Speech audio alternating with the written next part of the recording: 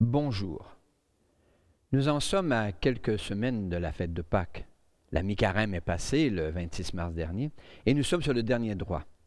Et nous voulons aujourd'hui continuer à se donner des clés pour donner dans ce temps de confinement un peu de lumière, un peu d'espérance. Aujourd'hui, les rameaux.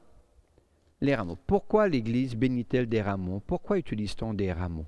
Des rameaux de palme qui viennent du Moyen-Orient, de Palestine.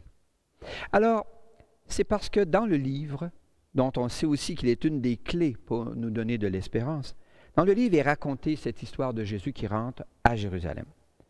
Il montait à la fête de Pâques. Alors, quelle est cette fête de Pâques?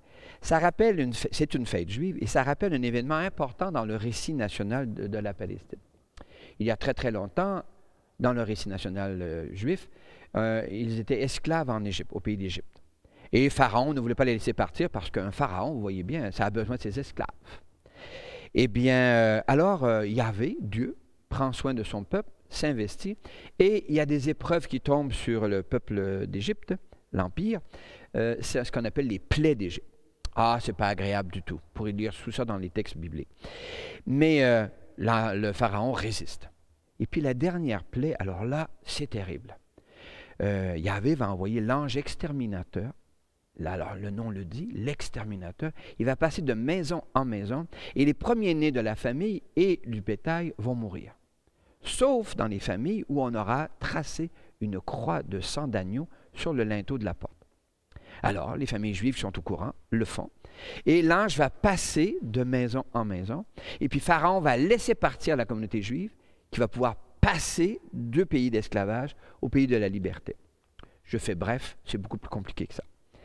Alors, c'est dans ce sens-là qu'on va bénir des rameaux, qui sont des rameaux de palme. Notre bassin méditerranéen, c'est très fréquent. Et on pourrait bien sûr se demander pourquoi. Parce que lorsque Jésus monte pour la fête, les gens sont contents de le voir arriver. Et comme le faisait si bien notre ancien évêque, ils étaient très contents. Et le rameau se replace bien. Et puis signifiait par là la joie d'accueillir Jésus. L'entrée triomphale à Jérusalem. Il y a deux raisons pour lesquelles je pense qu'il est bon de prendre des rameaux qui viennent de Palestine. D'abord, ça nous télescope, nous qui sommes d'un pays nordique, ça nous télescope à Jérusalem, dans ce pays de Méditerranée, de lumière et de soleil.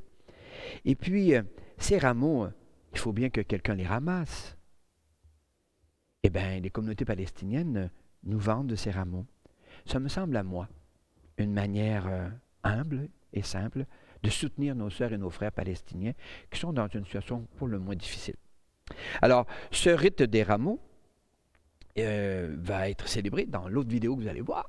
Et puis, les rameaux, on peut les garder droits ou les tresser. Il y a des gens qui ont la patience de tresser des rameaux. Je n'ai pas cette patience. Et ça fait des très belles choses. Et puis, après la bénédiction d'aujourd'hui, ils seront envoyés dans les paroisses du secteur où ils pourront être, comme à l'épicerie, livrés. Je vous souhaite une bonne continuation dans ce temps difficile.